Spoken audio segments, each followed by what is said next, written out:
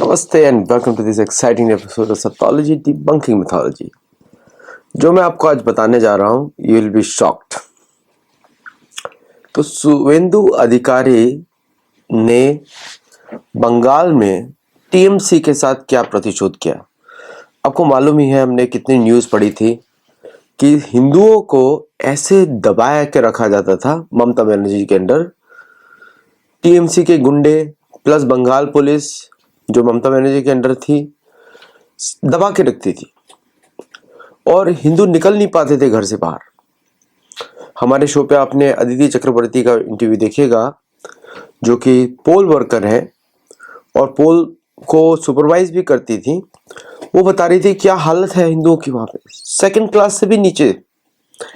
मतलब कि जिस तरह मुसलमानों के द्वारा बांग्लादेशी इंटेलिजेंस के द्वारा पूरी सरकार ममता बनर्जी की बांग्लादेशी चला रहे थे। फेक वोटर्स, आधार कार्ड के बिना बिना वो भी बना हुआ है उन सबका, और लाखों की संख्या में वोट करते थे ममता बनर्जी को इलेक्ट करने के लिए। और जो आतंकवाद का जो रैकेट वो उससे रन करती थी, वो आप सुनेंगे तो आपका दिल दहल जाएगा। मतलब कि अगर हिंदू बाहर निकले तो टीएमसी के गुंडे, अभी वहां पे एक गुंडे को, अशोक सिंह नाम है उसका, अंडरवियर में चलवाया बंगाल पुलिस ने, अंडरवियर में, और शायद उसका खातेदारी भी किया हो। इस तरह के टीएमसी के गुंडे, अब उनकी गुंडियां बैठी हुई हैं पार्लियामेंट में। अभी देखते हैं उनका क्या होगा इलेक्शन में, सब हारने वाले हैं। और ये सारे के सारे लोग मिशनरीज और चैरिटी से कनेक्टेड थे, फॉरेन इंटेलिजेंस एजेंसी से कनेक्टेड थे, और उनकी मदद से सारा प्रोग्राम चल रहा था। देखिए, अमेरिका को किसी भी के भी ह्यूमन राइट्स की चिंता नहीं है। अमेरिका के अंदर नेटिव अमेरिकन का जो ह्यूमन राइट्स वायलेशन होता है वो तो आपको गिनाया नहीं जा सकता, कोई सरकार उठाती नहीं है डर के मारे। शायद भारत ही वो पहला देश बनेगा जो उठाएगा उसको। तो ये सब डॉक्यूमेंटेड वायलेंसेस है जो कि अमेरिका, बांग्लादेश, पाकिस्तान, बांग्लादेश में क्या हालत करके रखी हिंदुओं की। अब देखिए, डेली धमकी देते हैं। इस बार तो जाके शायद इंडियन आर्मी को धमकी देनी पड़ेगी, बांग्लादेशी आर्मी को, कि भाई इसको सुधारो, नहीं तो हमारा एक्शन बड़ा सख्त होगा। और अमेरिका की बदमाशी तो खोल के हाथ में आई जाएगी थोड़े दिनों में। जिस तरह मार्को रूबियो के भारत ने सबक सिखाया, तो अमेरिकन इन्वॉल्वमेंट बांग्लादेश में जीरो होना चाहिए, वो भारत इंश्योर करेगा। अब देखिएगा धीरे धीरे। तो धोबी का कुत्ता स्ट्रेटेजी यूज की गई है टीएमसी के लिए। तृणमूल कांग्रेस जो है बहुत ही उसके हथकंडे कम्युनिस्ट पार्टी के जैसे हैं, इसलिए वो इलेक्शन में बैठी, जीती वो। और क्यों जिताया गया था उसको?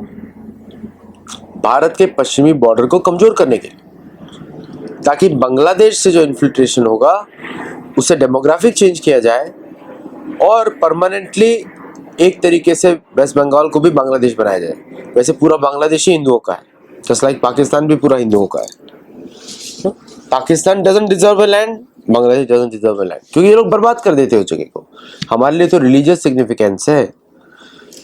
पद्मा नदी के पश्चिम में, पद्मा नदी के पश्चिम में जितना भी इलाका है वो अंग देश में आता है, वेस्ट बंगाल का इलाका है।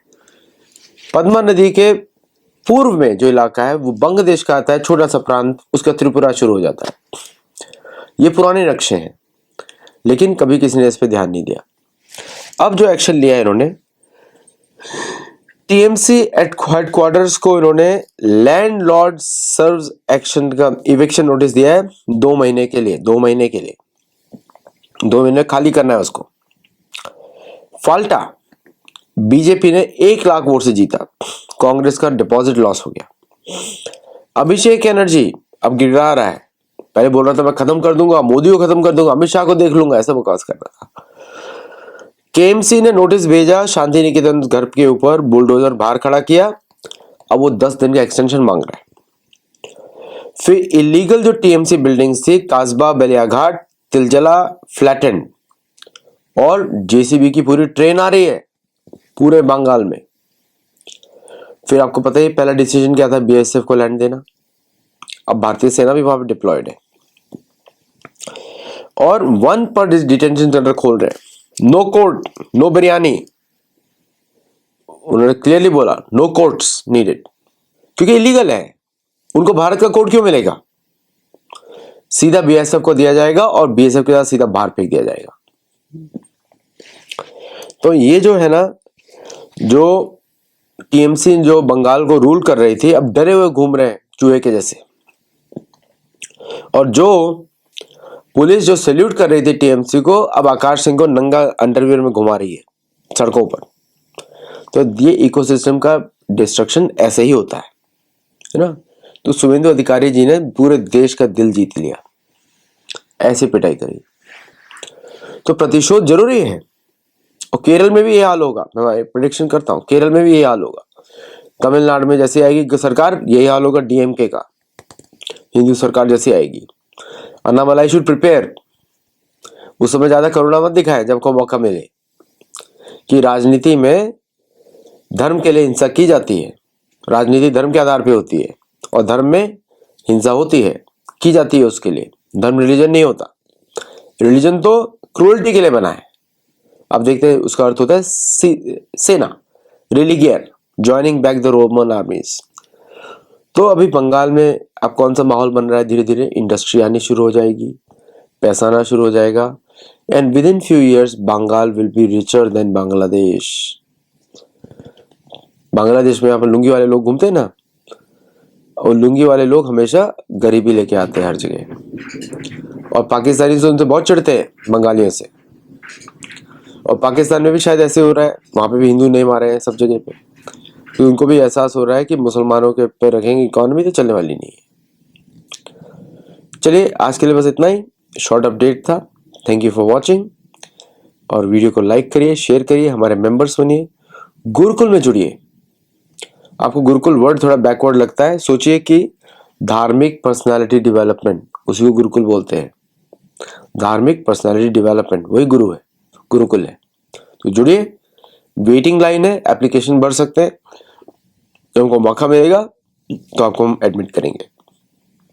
Thank you very much. नमस्ते एंड जय जगन्नाथ। Thank you.